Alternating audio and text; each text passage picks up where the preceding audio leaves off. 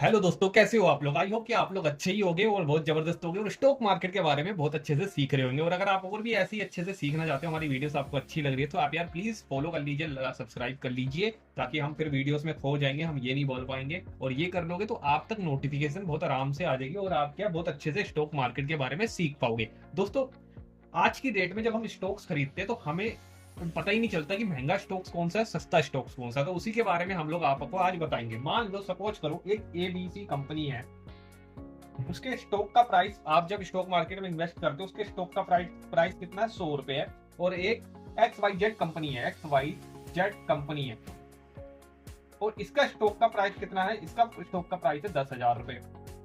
अब मैं आपसे पूछता हूं, इसमें से सस्ता कौन सा है, महंगा कौन सा है। आप बोलोगे भैया जिसका 100 रुपए प्राइस है स्टॉक मार्केट, ये कंपनी का प्राइस सस्ता है, 10,000 रुपए तो बहुत महंगा है। ठीक है, लेकिन दोस्तों स्टॉक मार्केट में महंगा सस्ता ऐसे नहीं देखा जाता।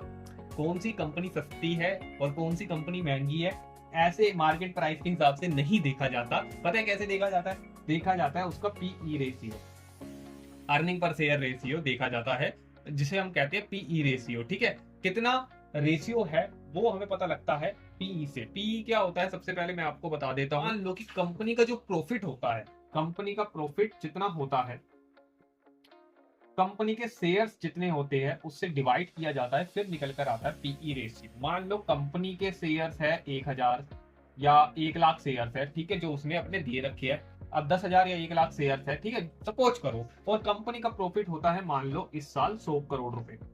100 करोड़ रुपए का प्रॉफिट होता है, तो इसको पहले डिवाइड कर दिया जाएगा इन 1 लाख शेयर से, और जो निकल के आएगी वैल्यू उसका, उसी को पीई रेशियो कहते हैं। ठीक है, सपोज करो, चलो कंपनी का इस समय मार्केट प्राइस चल रहा है, मान लो एक टाटा मोटर है, टाटा मोटर कंपनी है एक, ठीक है, टाटा मोटर का शेयर का प्राइस इस समय 700 है।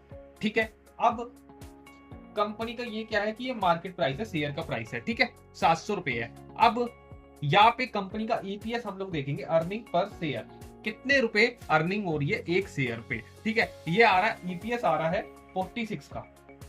ठीक है, 46 का यहाँ पर ईपीएस आ रहा है। तो अब आप इसको जब डिवाइड करोगे तो कितना निकल कर आ जाएगा, टोटल आपकी एवरेज आ जाएगी 15, मतलब 14 पॉइंट कुछ कुछ की एवरेज आ जाएगी। ठीक है, लेकिन 15 इसका क्या आ जाएगा, पीई रेशियो आ गया, अर्निंग पर शेयर रेशियो जो है वो है 15 का आ गया। अब इसका मतलब क्या है, आप कंपनी को, टाटा मोटर को 1 रुपया कमाने के लिए, 1 रुपीज कमाने के लिए 15 रुपए दे रहे हो। ठीक है, अब ये देखा पता है कैसे जाता है, वैसे कहा जाता है स्टॉक मार्केट में, अगर 1 से कम हो किसी कंपनी का पीई रेशियो, मतलब ये तो बहुत अच्छा है यार, आप 1 रुपया कमाने के लिए 1 रुपया दे रहे हो, ये तो बहुत अच्छा है। ठीक है, लेकिन ऐसा नहीं होता। मान लो कोई एक एफएमसीजी कंपनी है, एफएमसीजी कंपनी है, इस कंपनी का जो पीई रेशियो है वो 14 के आसपास है, और एक एआई आर्टिफिशियल कंपनी है, आईटी कंपनी है, इनके पीई रेशियो कितने हैं, इनका है 50 के आसपास। अब आप ये बोलोगे कि भैया 14 इसका पीई रेशियो और इसका पीई रेशियो 50 का। ठीक है, एआई कंपनी का पीई रेशियो इस समय एवरेज चल रहा 50 और इसका है 14, तो देखा जाए तो पीई रेशियो कम इसका है।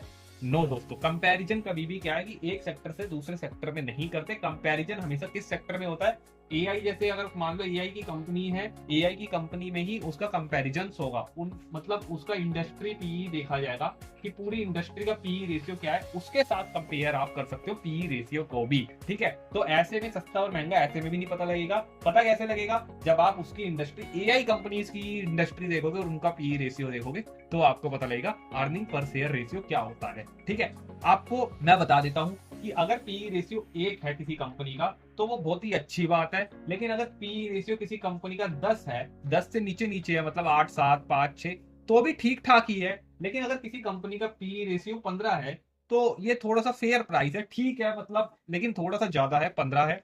लेकिन अगर किसी कंपनी का पीई रेशियो 30 है, 35 है, या फिर 100 है, या 200 भी है, अडानी की जैसे कई सारी कंपनी है 200 है। अब पीई रेशियो इतना ज्यादा क्यों होता है, हो सकता है कि वो कंपनी बहुत ही अच्छी हो, काफी अच्छे प्रॉफिट दे रही हो, तो बहुत सारे लोगों ने उसका शेयर परचेज करा इसलिए उसका पीई रेशियो बढ़ गया है। लेकिन ये भी हो सकता है उसका पीई रेशियो, कंपनी एकदम एवरेज प्रॉफिट दे रही है लेकिन उसका पी रेशियो बढ़ा हुआ है, तो भैया वो शेयर तो आपका ओवर वैल्यूड है, उससे दूर रहो। उन शेयर को आपको कभी बाय नहीं करने जो शेयर आपके ओवर वैल्यूड है। तो आई होप कि आपको पता लगा होगा पी रेशियो क्या होता है। और अगर आप और भी कोई और टॉपिक पे वीडियो देखना चाहते हो तो आप कमेंट में आप बता सकते हो। और हम उसके ऊपर वीडियो बनाएंगे। और थैंक यू सो मच, यहाँ तक आप बने हुए हो तो लाइक जरूर करके जाइएगा, हमारा मोटिवेशन बढ़ता है। Thank you.